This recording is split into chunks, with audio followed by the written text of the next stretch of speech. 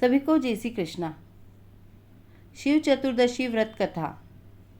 भविष्य पुराण के अनुसार प्रत्येक महीने की कृष्ण पक्ष की चतुर्दशी भगवान शिव को समर्पित है, इसलिए इसे शिव चतुर्दशी कहते हैं। इस दिन पूरे विधि विधान से भगवान शिव का पूजन और व्रत किया जाता है। इस व्रत को करने से व्यक्ति काम, क्रोध, लोभ, मोह आदि के बंधन से मुक्त हो जाता है। मासिक शिवरात्रि व्रत कथा। जिस तरह से हर व्रत आदि के पीछे कोई न कोई कथा होती है, वैसे ही मासिक शिवरात्रि करने के पीछे भी एक कथा है। महाशिवरात्रि व्रत कथा। पूर्व काल में चित्रभानु नामक एक शिकारी था। जानवरों की हत्या करके वह अपने परिवार को पालता था। वह एक साहूकार का कर्जदार था, लेकिन उसका ऋण समय पर न चुका सका। क्रोधित साहूकार ने शिकारी को शिवमठ में बंदी बना लिया। संयोग से उस दिन शिवरात्रि थी। शिकारी ध्यानमग्न होकर शिव संबंधी धार्मिक बातें सुनता रहा। चतुर्दशी को उसने शिवरात्रि व्रत की कथा भी सुनी।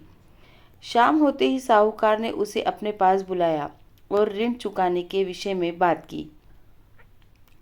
शिकारी अगले दिन सारा ऋण लौटा देने का वचन देकर बंधन से छूट गया। अपनी दिनचर्या की भांति वह जंगल में शिकार के लिए निकला, लेकिन दिन भर बंदी गृह में रहने के कारण भूख प्यास से व्याकुल था। शिकार खोजता हुआ बहुत दूर निकल गया।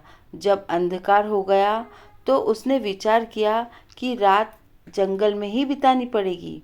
वह एक तालाब के किनारे एक बेल के पेड़ पर चढ़कर रात बिताने का इंतजार करने लगा। बिल्व वृक्ष के नीचे शिवलिंग था, जो बिल पत्रों से ढका हुआ था। शिकारी को उसका पता न चला। पड़ाव बनाते समय उसने जो टहनियाँ तोड़ी, वे संयोग से शिवलिंग पर गिरती गई। इस प्रकार दिन भर भूखे प्यासे शिकारी का व्रत भी हो गया और शिवलिंग पर बिलपत्र भी चढ़ गए। एक प्रहर रात्रि बीत जाने पर एक गर्भिणी हिरनी तालाब पर पानी पीने पहुंची।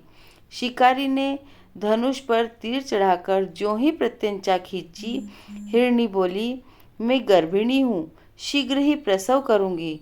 तुम एक साथ 2 जीवों की हत्या करोगे, जो ठीक नहीं है। मैं बच्चे को जन्म देकर शीघ्र ही तुम्हारे समक्ष प्रस्तुत हो जाऊंगी, तब मुझे मार लेना। शिकारी ने प्रत्यंचा ढीली कर दी और हिरनी जंगली झाड़ियों में लुप्त हो गई। प्रत्यंचा चढ़ाने तथा ढीली करने के वक्त कुछ बिलपत्र अनायास ही टूटकर शिवलिंग पर गिर गए। इस प्रकार उससे अनजाने में ही प्रथम पहर का पूजन भी संपन्न हो गया। कुछ ही देर बाद एक और हिरनी ऊपर से निकली। शिकारी की प्रसन्नता का ठिकाना न रहा। समीप आने पर उसने धनुष पर बाण चढ़ाया। तब उसे देख हिरनी ने विनम्रतापूर्वक निवेदन किया, हे शिकारी, मैं अपने प्रिय की खोज में भटक रही हूँ। मैं अपने पति से मिलकर शीघ्र ही तुम्हारे पास आ जाऊंगी।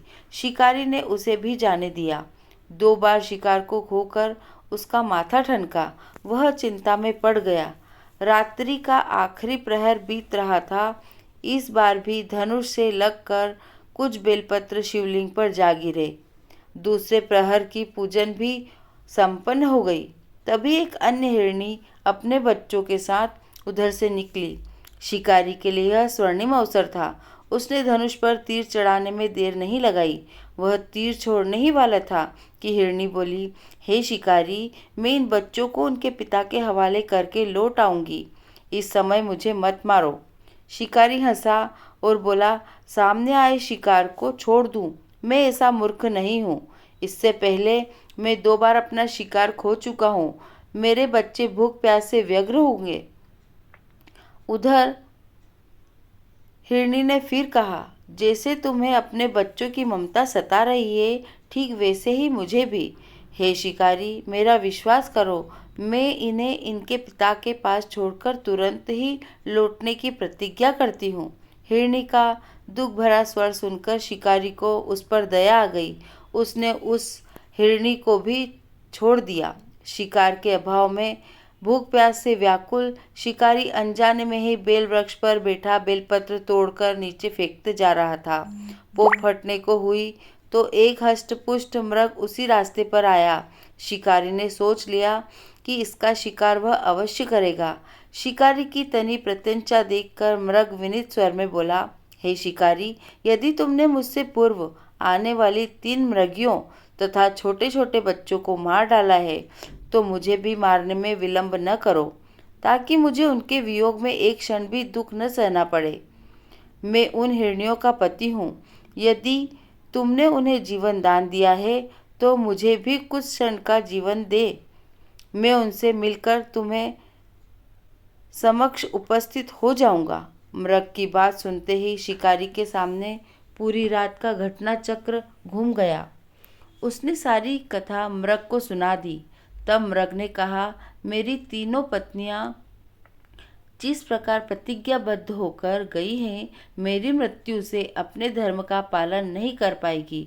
अतः जैसे तुमने उन्हें विश्वास पात्र मानकर छोड़ा है, वैसे ही मुझे भी जाने दो। मैं उन सबके साथ तुम्हारे सामने शीघ्र ही उपस्थित हो जाता हूँ। शिकारी ने उसे भी जाने दिया। इस प्रकार प्रातः हो गई। उपवास, रात्रि जागरण तथा शिवलिंग पर बेलपत्र चढ़ने से अनजाने में ही शिवरात्रि की पूजा पूर्ण हो गई। पर अनजाने में ही की गई पूजा का परिणाम उसे तत्काल मिल गया।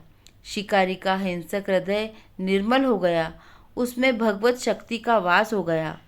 थोड़ी ही देर बाद वह मृग सपरिवार शिकारी के समक्ष उपस्थित हो गया ताकि वह उनका शिकार कर सके। किंतु जंगली पशुओं की ऐसी सत्यता का, वास्तविकता का एवं सामूहिक प्रेम भावना देखकर शिकारी को बड़ी ग्लानि हुई। उसने परिवार को जीवन दान दे दिया। अनजाने में शिवरात्रि के व्रत का पालन करने पर भी शिकारी को मोक्ष की प्राप्ति हुई। जब मृत्यु काल में यमदूत उसके जीव को ले जाने आए तो शिवगणों ने उन्हें वापस भेज दिया तथा शिकारी को शिवलोक ले गए। शिव जी की कृपा से ही अपने इस जन्म में राजा चित्रभानु अपने पिछले जन्म को याद रख पाए तथा महाशिवरात्रि के महत्व को जानकर उसका अगले जन्म में भी पालन कर पाए। शिव कथा हमें यह संदेश देती है कि शिकारी की कथा के अनुसार महादेव जी तो अनजाने में किए गए व्रत का फल दे देते हैं, पर वास्तव में महादेव जी शिकारी की दया भाव से प्रसन्न हुए। अपने परिवार के कष्ट का ध्यान होते हुए भी शिकारी ने मृग परिवार को जाने दिया। यह करुणा ही वस्तुतः शिकारी को हम सभी से उत्कृष्ट बना देती है, जो कि सिर्फ रात्रि जागरण, उपवास एवं दूध, दही, बेलपत्र आदि द्वारा शिव को प्रसन्न कर लेना चाहते हैं। वास्तव में वह शिकारी शिव पूजन नहीं कर रहा था। इसका अर्थ यह भी हुआ कि वह किसी तरह के फल की कामना भी नहीं कर रहा था। उसने मृग परिवार को समय एवं जीवन दान दिया था, जो कि शिव पूजन के समान है। शिव का अर्थ ही कल्याण होता है। उन निरीह प्राणियों का कल्याण करने के कारण ही वह शिव तत्व को जान पाया तथा उसका शिव से साक्षात्कार हुआ। परोपकार करने के लिए महाशिवरात्रि का दिन होना भी आवश्यक नहीं है। वस्तुतः प्रत्येक रात्रि ही शिवरात्रि है। अगर हम उन परम कल्याणकारी आशुतोष भगवान में स्वयं को लीन कर दें तथा कल्याण मार्ग का अनुसरण करें, वही शिवरात्रि का सच्चा व्रत है। भोलेनाथ भगवान की जय।